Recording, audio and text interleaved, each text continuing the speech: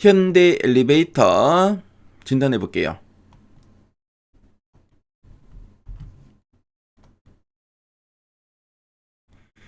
현대 엘리베이터의 최근 3개월 주가 추이가 나와 있고요. 9월, 10월, 11월, 12월 현재까지입니다. 현대 엘리베이터는 뭐 9월 그리고 10월 요 하순 음봉이 나오기 전까지는 계속 이렇게 박스권의 흐름이었죠. 근데 10월 하순에 이렇게 음봉이 그쵸 장대 음봉이 연속으로 나왔고요. 그 이후로도 계속 음봉이 나오면서 지지부진한 흐름이 좀 나타났었습니다. 하지만 11월 한 중순경에 거래량과 함께 다시 반등을 좀 시도했고요. 그 이후로는 계속 반등세가 계속 이어지고 있죠. 그래서 좀 주춤했다가 다시 반등을 계속 시도해 나가는 이런 흐름 이어집니다. 그래서 앞으로 좀 더 추가적인 상승 여력이 있는 종목인지 아니면 좀 반등가 다시 좀 쉬어갈 만한 종목인지는 이따가 탐방 리포트를 보면 좀 알 수 있겠죠. 자, 그리고 목표 주가 컨센서스는 없네요.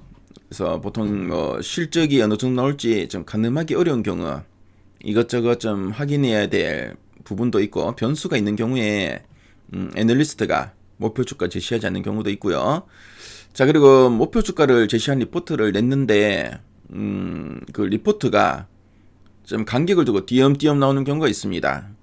아니면 목표 주가 제시한 뭐 증권사가 뭐 한 군데나 두 군데밖에 없거나 뭐 그러면 또 컨센서스로 안 잡히더라고요. 그래서 그 점 참조하시고 보시면 되겠습니다.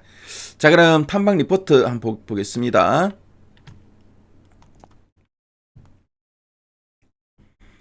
자, 보니까 원래 4월만 해도 목표 주가 97,000원 제시했었는데 11월 들어서 98,000원 바로 DS 투자증권이죠. 이 DS 투자증권이 또 12월 3일에는 목표가를 상향했습니다. 11만 원으로. 그렇죠? 자, 그래서 목표가를 상향했다는 건 뭔가 좀 의미가 있는데요. 리포트 제목 보니까 대규모 배당 지속될 전망이라 되어 있습니다. 그래서 이제 연말이다 보니까 이제 배당에 대한 이런 기대감도 있죠. 자, 그럼 요 리포트 핵심 내용 한번 보도록 하겠습니다. 자, 이 현대 엘리베이터는 뭐 우리나라의 엘리베이터, 에스컬레이터 시장 점유율 1위 업체입니다. 그래서 뭐 신규 뭐 설치뿐만 아니라 유지 보수 서비스 사업 비중 확대가 실적 안정성을 높이고 있는 그런 구조입니다. 그래서 엘리베이터는 한번 설치하고 끝나는 게 아니죠. 보면은 계속 이제 유지 보수를 합니다.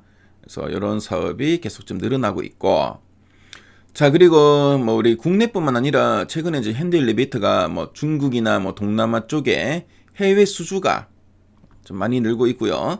그리고 뭐 국내 대형 프로젝트 회복이 맞물리면서 성장 여건이 좀 더 이제 좋아지고 있다. 이렇게 보고 있습니다. 자, 그럼 두 줄 요약 부분을 보도록 할게요. 첫 번째 포인트입니다. 자, 2025년부터 2026년 초고배당이 지속될 전망이라 돼 있죠. 그래서 현대 엘리베이터는 좀 높은 그 배당 성량을 유지하고 있는 업체입니다. 그래서 예전부터 현대 엘리베이터 하면은 배당 좀 많이 주는 종목이다 이런 좀 인식이 있었는데요. 특히 그 올해하고 내년 2025년에서 2026년에는 현금 흐름이 이제 더 이제 강해지고 있고 그리고 이익의 안정성이 좀 높아지고 있습니다. 자, 그래서 현재 수준의 초고배당 정책이 계속 이어질 것이다. 뭐 그런 의미로 이해하시면 되겠습니다. 그래서 현대 엘리베이터 같은 경우에는 뭐 서비스나 유지 보수 부분에서 사실 좀 안정적인 현금들이 계속 창출되고 있고요. 자, 그리고 신규 수주도 회복되고 있습니다. 그래서 2025년 이후에 이익이 정상화되고 있고, 그리고 캐펙스 부담이 완화되면서 잉여 현금 흐름도 확대되고 있습니다. 자, 그래서 뭐 이런 흐름이 뭐 배당 지속성에 대한 확신을 좀 높여주고 있고요. 그래서 우리 뭐 투자자 입장에서도 배당 수익률 기반으로 한 뭐 주가 방어력이 좀 더 강화되지 않을까 이런 또 믿음을 더 갖게 하는 종목이다라고 보시면 되겠습니다. 자, 그리고 이제 두 번째 포인트 살펴볼게요. 서비스 매출 확대와 수주 개선이라 돼 있죠. 그래서 회사의 이런 그 체질 개선을 가장 강하게 보여주는 구간이다라고 보시면 되겠는데요. 그래서 뭐 서비스와 유지 보수 매출이 계속 증가하고, 그래서 서비스나 유지 보수는 신규 설치보다 마진이 훨씬 높습니다. 그리고 계약 기간도 길죠. 그래서 안정적이고 반복적으로 매출이 쌓이는 구조다라고 보시면 되겠고요. 자, 그리고 이제 수주도 계속 개선되고 있습니다.